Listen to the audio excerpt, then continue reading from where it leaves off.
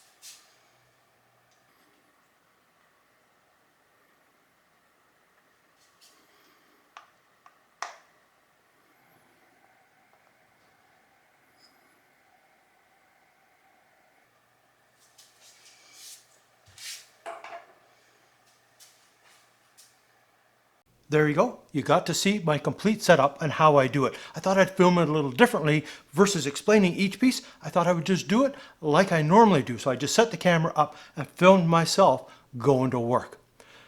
Now, since this is basically about continuous light using an iPhone, let's talk about the light for a minute. That is the newer 1320 LED. It's a bicolored light. I'm going to put a link to the unboxing and review I did of that light for full explanation, so you can go over fine detail on the light that I was using there. When you're out looking to buy an LED or a continuous light for your video work or your photography, there's a couple of things that you need to look for. One is the CRI rating. You will see it on the back and you're going, what does that mean? That's the color rendering index. You want a minimum 90 plus for your light, meaning it's more of a balanced light for photography. You're not going to get a green cast or an orange cast. It will basically be balanced like a daylight. So you want 90 plus. This one's rated, that I'm using, at 96 plus, they say. So CRI is something that you want to look forward to. The next thing you want to look for is how powerful is the light. Now, there's a lot of confusion and misnomers going all over the place, especially when you're on Amazon trying to figure out how bright is this light. Well, it's measured by a lux or lumen, and you will also see where it talks about lux/lumen and a distance. So the light I'm using now is 2829 lux/per meter. So that's at 1 meter distance, that's how bright that light is. The bigger the number, like I say, mine was 2829 for the light that I'm using, the bigger the number, the brighter the light. This light's okay, it's definitely not the most powerful in the world, but for what I need, it works perfectly. Those are the two things when you're out looking for a light, it's your CRI number and the lux/lumen for that light. How bright is it and how is the color rendition? That is it for the continual lighting. I don't want to get too much into it. I just wanted to give you the basic overview. And like I say, if you're interested in that light, check out that video. Overall, the little details for you. The one thing I love with constant lighting is the fact that what you see is what you get. It's not like using a studio strobe where the flash goes and it's kind of hard to see the light of that flash. Constant light, you can see exactly what's going on. So if I move my light source around like this, you can see how it acts, how it's changing the feel, the mood, shadow direction as I move the light around. That is one thing that I love with constant lighting. It's live, happening right in front. It's not, like I say, boom, for a studio strobe. So that is a big bonus of using continual lighting. The next thing in using your iPhone or smartphone is what program we're going to use. The iPhone app inside is pretty good, but it doesn't give me all the controls that I want. I'm using Adobe Lightroom, and I'll put a link to it down below where I did a full explanation on Lightroom. Here, I'm just going to show you a little bit of what I did just for this photo. Now you can see here in this little screen capture that I'm set at ISO 100, but I need to adjust my white balance. Adjusting the white balance is huge. You can see there's a lot of presets already in for Adobe.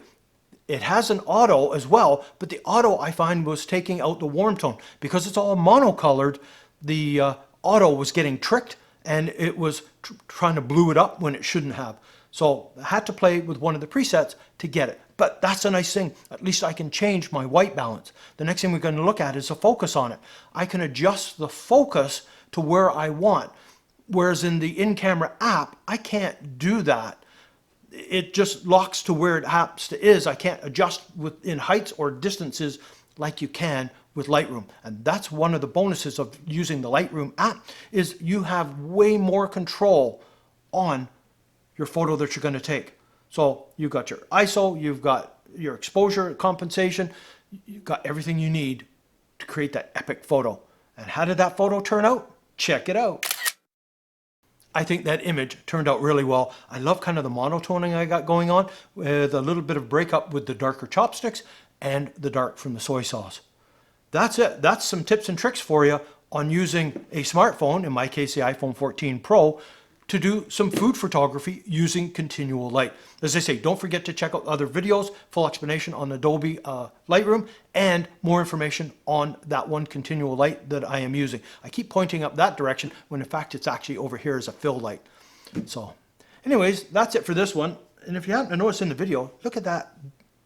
That's what happens when you mess up when you're barbecuing. I went to reach around the barbecue and my arm only just briefly touched the side of it, and man, is that a burn. That's like a super suntanned in one spot. And I keep actually resting it down on that. So anyways, I thought that bit of information would be a bonus for you. But that's it for this one. If you're new to the channel, please subscribe, hit that bell notification so you're aware when I post new videos like this. If you enjoyed it, please give it a thumbs up. So until the next time.